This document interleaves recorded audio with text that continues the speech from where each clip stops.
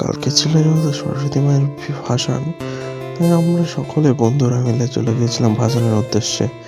তারপরে সেখানে গিয়ে দেখতে পেলাম যে সরস্বতী মাকে প্রায় উঠানো কমপ্লিট ভ্যানের মধ্যে। তাই সকালে আমরা চলে গেলাম সরস্বতী মাকে নিয়ে পুকুরের ধারে। তো যাই দেখতে পেলাম যে আরো দুটো ঠাকুর ছিল, সেগুলোকে নিয়ে যেতে হতো আমাদেরকে। তো সেই ঠাকুরগুলোকে উঠিয়ে নিয়ে আমরা তৎক্ষণাৎ যেতে থাকলাম। তাই দেখছি এই বন্ধুরা কলাটা আসছিল। তো বুঝতে পারছি অনেকজনই ছিল আমাদের সাথে, এরা ছিল ভালো ছিল বলে আবির টাবির মাকে একা আমি বলেছিলাম আমাকে আবির দিস না ভাই, আমার আবিরে একটু সমস্যা আছে। তো আমরা চলেছিলাম কালী মন্দিরের এখানে, কালী মন্দির থেকে এই ঠাকুরটা উঠিয়ে নিয়ে ঝটপট আমরা চলে গেলাম। তো আমাদের দেখতে পাচ্ছ এই ঠাকুরটা উঠানো কমপ্লিট হয়ে গেছে। তো এখন আমরা যাবো আরেকটা ঠাকুর উঠানোর জন্যে।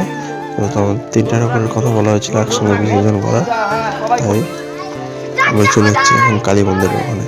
তো দেখতে পাচ্ছ হাতে প্রদীপ নিয়ে একটি ভাই যাচ্ছে, আর আমরা সবাই ভ্যানটা ঠেলতে ঠেলতে আস্তে আস্তে যাচ্ছি। আমি তো ঠেলছি না, আমি তো ভিডিও করছি। তো আমরা চলে এসেছি কালী মন্দিরের এখানে। তো এখন আমরা ওই ঠাকুর তুলে দেবো ফটাফট। তো দেখতে পাচ্ছ আমরা ঠাকুরটাকে তুলে নেওয়ার চেষ্টা করছি। তো এখন আমরা ভাসানোর সময় চলে এসেছি একদম পুকুরের এখানে। প্রথমে ছোট ঠাকুরটা যাবে, তারপরে হচ্ছে বড় ঠাকুর।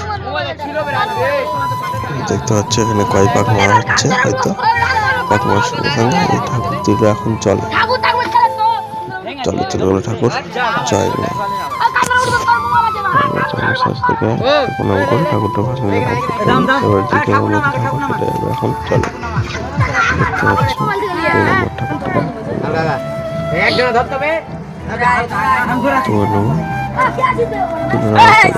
এখানে কিছু একটা দিয়ে বাধা রয়েছে। তো বাধাটা খুলে নিয়ে আমরা সকলে বন্ধুরা মিলে ধরবো। এখন এরা দেখছি কান ধরে ক্লোজ করছে, আমি বুঝতে পারলাম না কিসের জন্য করছে।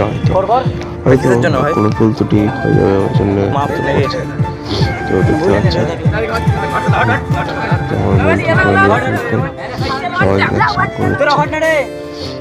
ভুল ত্রুটি নেওয়া হয় কোনো বোঝাতে। ঠিক আছে, দেখতে পাচ্ছি এখন বলে উঠানো হচ্ছে। বন্ধুরা পাক মারবে, হয়তো তিন পাক মারা হবে। তো পাক মারা কমপ্লিট হয়ে গেছে, নিয়ে যাওয়া হচ্ছে। তো দেখতে পাচ্ছি বিসর্জনে শান্তি করে দেওয়া হবে।